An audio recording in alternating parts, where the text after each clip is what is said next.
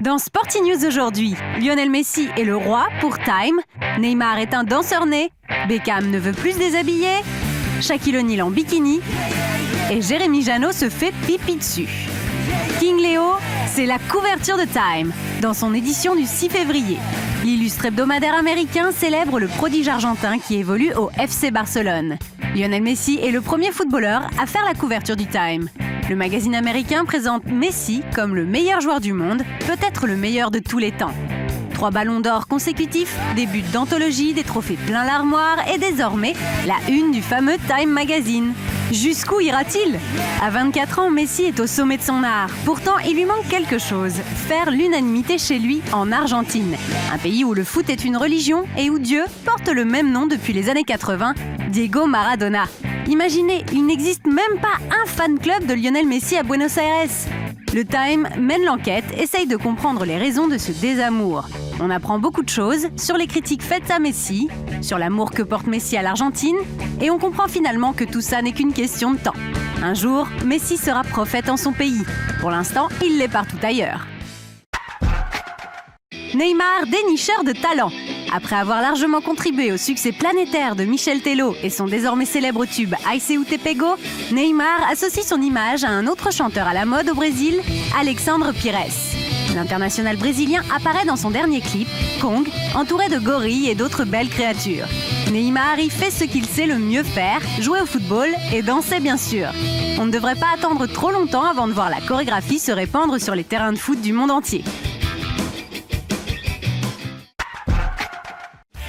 Suite de la campagne de publicité de la marque H&M en partenariat avec David Beckham.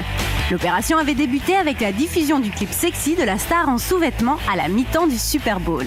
Suite à cela, la marque suédoise a décidé de confectionner une statue en bronze à l'effigie du joueur du Los Angeles Galaxy pour son magasin londonien. Il y est encore une fois représenté en caleçon. À la grande tristesse de ses fans, le Spice Boy a déclaré qu'il ne s'exposerait plus en petite tenue.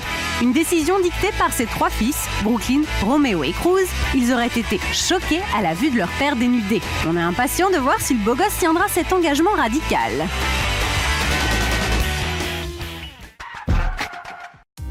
L'affaire John Terry est en train de prendre des proportions considérables en Angleterre. Accusé d'avoir tenu des propos racistes à l'encontre du joueur des Queen's Park Rangers, Anton Ferdinand, John Terry s'est vu signifier qu'il ne porterait plus le brassard de capitaine de l'équipe d'Angleterre. Terry, qui avait déjà perdu le brassard en 2010, après avoir été soupçonné d'avoir eu une relation avec l'ex-femme de son coéquipier en sélection Wayne Bridge, envisagerait de prendre sa retraite internationale. Il a tout de même été officiellement soutenu par son entraîneur, Fabio Capello. Ce dernier le considère toujours comme son capitaine et s'oppose à la décision de sa fédération. Joey Barton s'est lui aussi permis de donner son avis sur l'affaire via les réseaux sociaux. Le joueur des Queen's Park Rangers a critiqué la gestion de ce cas qui prend à son goût trop d'ampleur. Ces déclarations ne sont pas passées inaperçues puisqu'un représentant du parquet a indiqué que ce cas retenait toute son attention. Cela ne semble pas inquiéter le bad boy anglais qui se dit prêt à faire de la prison au nom de la liberté d'expression.